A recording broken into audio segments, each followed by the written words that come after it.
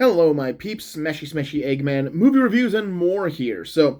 I decided to shoot something quick because I decided a couple of weeks ago I was going to rewatch some ape films. Um, I love the Planet of the Apes movies, I really do. I decided I wanted to rewatch Rise, and of course, once I watched Rise, I had to move on to Dawn. Once I was done with Dawn, had to watch War. And I finished that up on Thursday. I watched War for the Planet of the Apes. And then yesterday, I did a bunch of stuff and I got home and I went, okay, I'm not doing anything. I got nothing planned tomorrow. What do I want to do? Because there are a few things I had to get done, but I could work them around other stuff. I went, I'm going to watch the original 5 Planet of the Apes movies. Planet of the Apes, Beneath the Planet of the Apes, Escape from the Planet of the Apes, Conquest of the Planet of the Apes, and Battle for the Planet of the Apes. And I watched all those. And I love those movies. They're great movies. They tell a really interesting story. I don't want to talk about any of those movies because I just watched 8 Apes movies.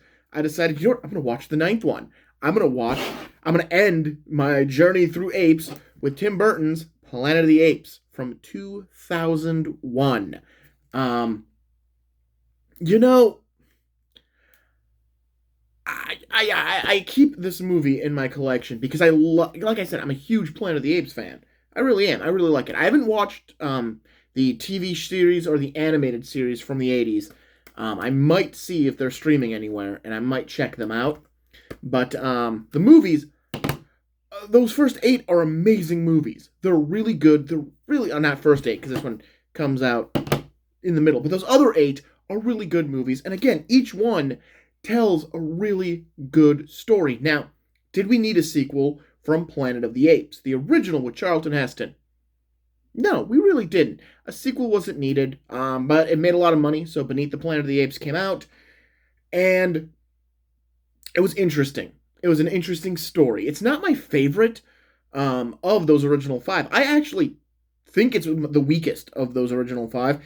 Again, from a storytelling perspective, I think the story gets way more interesting when you get to Escape, Conquest, and Battle. I think Beneath doesn't really have a story. I think it's just trying to get to the end because they didn't have Charlton Heston for that whole movie, so they only had him at the very beginning of the movie and very end of the movie. So that hour in between is just getting to Charlton Heston. But I really like the story that gets told about how, the apes rise, and did they alter their future? Or is it still going to end up exactly where the first movie starts? Same thing with Rise, Dawn, and War. Tells a great story. I know there's a new one coming out, Kingdom of the Planet of the Apes, which I'll check out. It's going to fall in the same timeline as Rise, Dawn, and War, with Caesar's adult son being the leader of the apes. I'm interested. I like ape movies. I like these Planet of the Apes movies, so I'll definitely be checking that one out. But again, they tell a great story. They tell us it's a coherent story, and it makes sense from the perspective of these 2 movies. And they're all based on a book, The Planet of the Apes, by Pierre... I can't think of his last name now. Hold up. It might actually be on this box. It is not. How is it not on the box? Like, it should be on this case, but it's not. So in 2001, they decide they give Tim Burton the ability, great director, love Tim Burton, to make a Planet of the Apes movie. And Tim Burton does. Tim Burton throws out the book to the point where the novel is credited, but it's the weirdest novel creditization. I don't really pay that much attention to him because either it says based on the novel and then it has a title of the novel. If the novel has a different name than the movie itself, it'll tell you what the novel was called. And give you the author, or it'll say based on the novel by the novel, which tells you the novel has the same name. So like Abraham Lincoln Vampire Hunter is the novel based. I don't know why I picked one with Big Trouble. Big Trouble is based on the novel by Dave Barry. This is based on a novel. A novel tells you it could be any of this man's novels. Maybe they cherry picked from a bunch of his other books that have nothing to do with apes, and that's how they made this movie. I don't know. So I'm going to talk. I've already spent 5 minutes introing, so I might as well talk about this movie. I know you can go back and you can hear me talk about the whole Ape franchise and rank them, and this one ranked last because, but since I just finished rewatching a bunch of Ape movies, I figured why not? Why not talk about my least favorite in a little more detail? Because it's easy to rave about the other 8. It really is. It's easy to shit on this one too, but it's really easy to rave about those. It is really easy. Yes, the makeup in the 70s and 80s, or 60s and 70s, 70s and 80s, 60s and 70s, in the 60s and 70s Planet of the Apes, yeah, it's not that good. Sometimes the apes' mouths do not move when they're talking. They're like eye makeup and that area, it's a beautiful, but when they were trying to make the mouths, it was a puppet. It's puppeteering basically, trying to move the puppet jaw with the human jaw underneath, and it didn't work. It didn't work all the time. Sometimes it looks great. Most of the time, and not even most of the time, part of the time, the jaws just aren't moving, especially like when you get into battle, because there's a lot of apes that talk in that movie, so not all of them have working jaws. Because yeah, in Planet of the Apes, beneath the Planet of the Apes, there's a very small section of apes that talk, so their mouths move. Escape, there's only 3 apes. There's only 3 apes in that one. It's fine.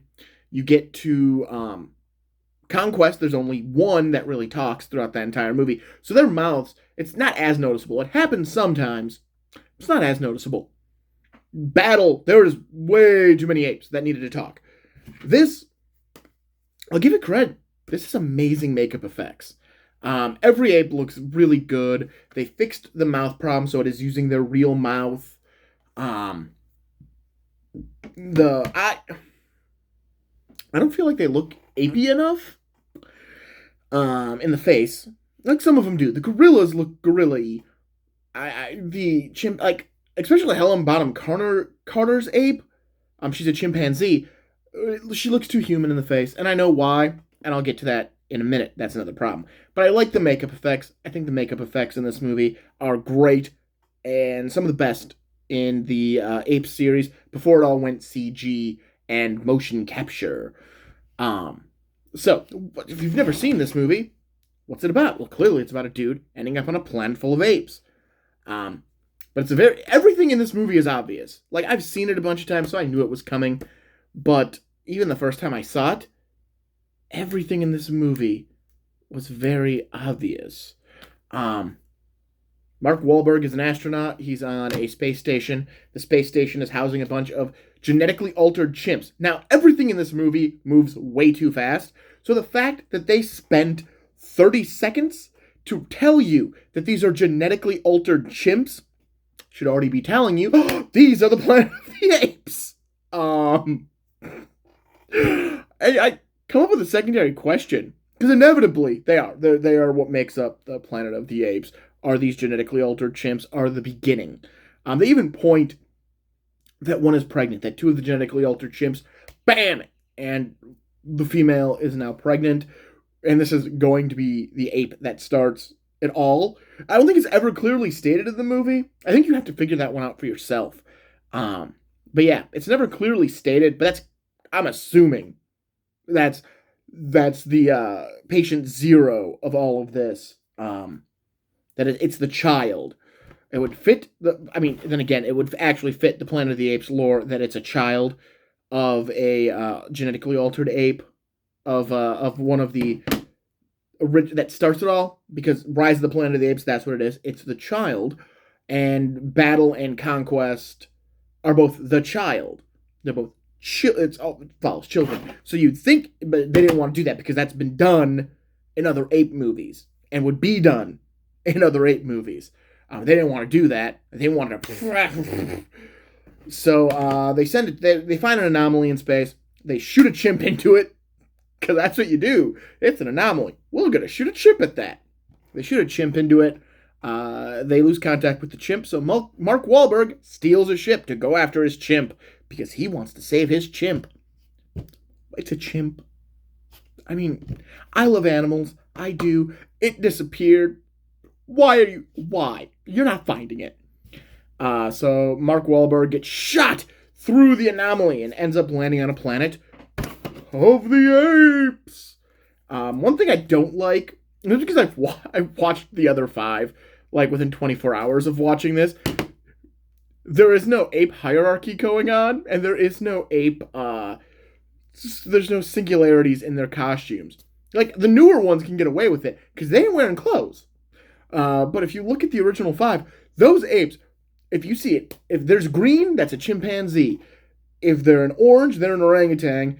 And if they're in like a maroon blue thing, those are your gorillas.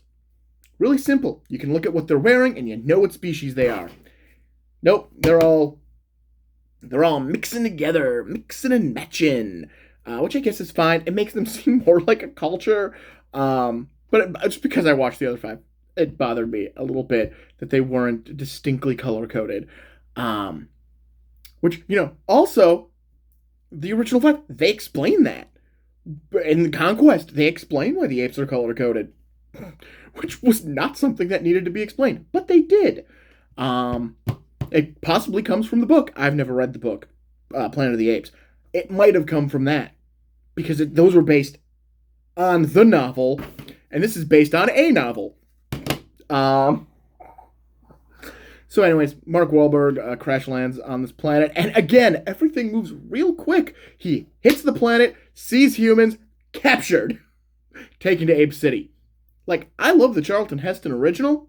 And that one is barely shorter than this.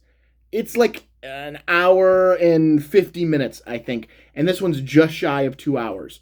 So it's not that much shorter of a movie. And I feel like they spend way more time on making you care. And Tim Burton is like, nope, we got to get through this. He's caught. He's taken to Ape City.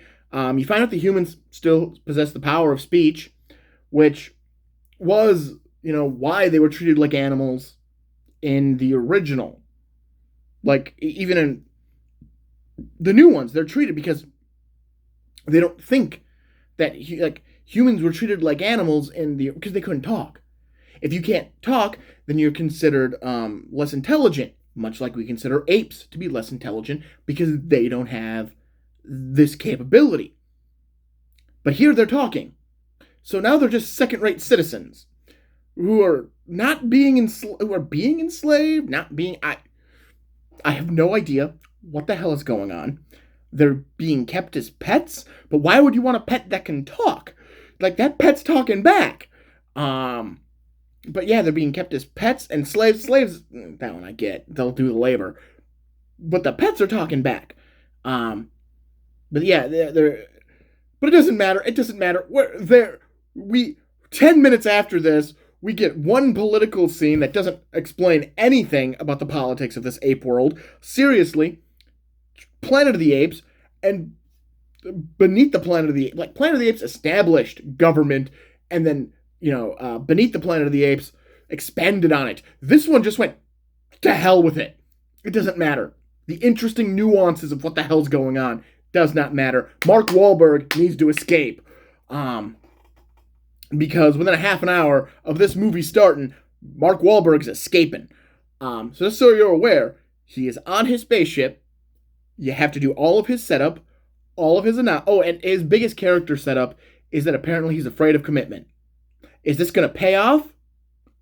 Absolutely not.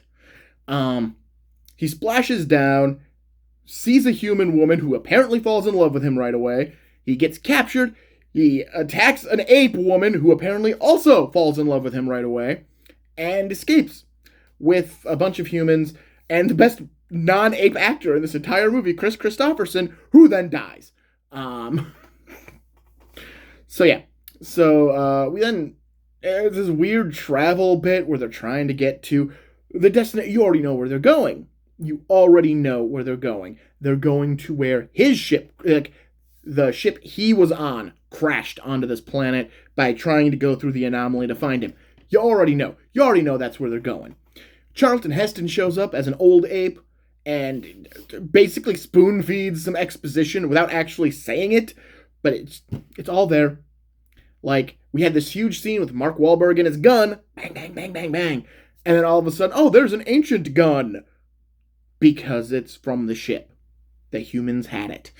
Um, so yeah, and it's just then we get the revelation that, oh no, the apes started from this ship, and I just don't care. Like, I don't care about any of these people. I don't care about any of their relationships. I don't care about anything that's going on because they don't establish it. Like, they do nothing to try to like make you want to care about any of these people, or like I'm pretty sure some of them die at the end battle, and I don't remember them dying. I just know they're not there at the end of the movie. They had to have died. They probably had scenes of them dying. I don't remember. You have a lot of like really good actors as apes who are not in this movie for very long. Glenn Shattuck plays an ape, and he does a really good job with his little bit of screen time, as does David Warner. And Heston. All three of them do really good jobs with their apes. They each get like one scene. Two. I think Warner and I just lost the other guy's name. Not Heston. I think they each got two. Like, oh, these are some great actors. Glad we paid them. Because yeah, once we leave Ape City, we have no reason to go back. Like, once Tim Roth, General Thade leaves Ape City, that's it. We don't need to go back to Ape City. The battle ends when the ape that was shot into the anomaly at first arrives on the planet, and they never explain how the anomaly works. That the thing that went in last showed up first, and then the thing that went in second showed up thousands of years later, and the thing that went in first showed up last. Whoo! Been tapping on this table for too long. The thing that went in last, or the thing that went in first, comes out last like 3 days after Mark Wahlberg landed. So it's very inconsistent with how the hell this vortex works in like why these things are showing up when they are. It's plot convenience, 101. So yeah. And then of course, again, Mark Wahlberg has a chimpanzee that's in love with him, played by Helena Bonham Carter, and a human woman that's in love with him, played by someone who I did not recognize the name or any other credit they have ever had. And he could stay and have his pick of women, apparently, human or ape. And he decided to go back to Earth because, like, his ship has crashed. There's nothing he can do to prevent his ship from crashing. He has a shuttle. How this shuttle gets back to Earth is a whole different question. Because their ship was just around Saturn. Can that shuttle really go from Saturn to Earth? Is it built to do that? Like, should it be built to do that? Like, and it's entered an atmosphere, left an atmosphere, and it enters a third atmosphere. Again, should the shuttle be able to do that many atmospheres? I mean, again, if this was Star Trek, the answer is yes. Those shuttles go on planets all the time. That's, kind of what they do. I don't know if these shuttles are the same concept. I feel like they're supposed to stay in space. So anyways, and then you get the ending. I'm not going to spend a lot of time griping on the ending, because the ending makes about as much sense as anything else in this movie. Because apparently Thade got to Earth before Mark Wahlberg and took it over. Now, if this was sequel bait, I don't get what the sequel is. Because Thade is now in the Lincoln Memorial. I'm not sure when Thade lands, or when Thade takes over, or if that monument was built to Thade, or if they altered the monument for Thade. I don't know these answers, but no matter what, we're still talking he's dead. Thade is dead, so we don't have an antagonist anymore. We get a new antagonist. Anyone else who isn't Mark Wahlberg's on another fucking planet, so we're not getting any of them. So it's Mark Wahlberg and a new cast. Planet of the Apes 2! Actually, Tim Burton hates the number 2 in his movies. Batman Returns. I actually think Beetlejuice might be Beetlejuice 2. That might be already. But I don't know what they would have. But it's Planet of the Apes. You wouldn't have called it Planet of the Apes 2. You would have put a header on top, like the real Planet of the Apes. Something like that. I don't know. The Planet of the Apes returns. There we go. But yeah, the ending makes no sense. And I get it. You're trying to recreate the Charlton Heston moment from the original. I don't think you can do it.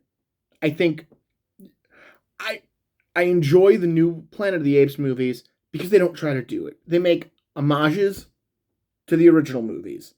Either it's through names, some dialogue, some bits of story. They make homages. And that's really cool and it's really nice. But they have not tried to recreate the most famous moment of that movie because they know it's not going to work. They just know it's not going to work, so they're not going to do it. And Tim Burton should have known it wasn't going to work. Like, if it wasn't Earth all along, all you did was raise more questions. Like, you see Charlton Heston in front of the Statue of Liberty, and he says, "You finally did it. You blew it all up. You're not asking any more questions. Earth nuked itself, and now apes are in charge." We understand that. We're not asking questions. We don't need to know why. I need to know why. And it's not I want a sequel, I need to know why. This is the end of the movie. Why the hell do I have this many questions left over? Not to mention all the questions I already had from the remaining hour and 50 minutes of this movie I have sat through. So yeah. Tim Burton's Planet of the Apes is not a good movie. There was a moment in this movie where I was thinking, well, maybe this wasn't Planet of the Apes. Like, if it didn't have that title, this might be, like, you hear that with some movies. Like, if it doesn't have that title, maybe I'd like this idea more. And as the movie progressed, I don't think that was true. I think there was a moment that might have been true. Like, if it was called, like, Ape World or something. Maybe. But because it was called Planet of the Apes, I always have some expectations for this film, and I always fall short of them because, I don't know, everything that makes the original 5 great movies and everything that's made the last 3 great movies are void and missing from this thing. So yeah, so that's my review of Planet of the Apes by Tim Burton from 2001. Oh yeah, like, comment, subscribe. Who knows when I'll post again. It's been a lot of fun. I enjoy talking to you when I get to, and I will talk to you later. Have a good one.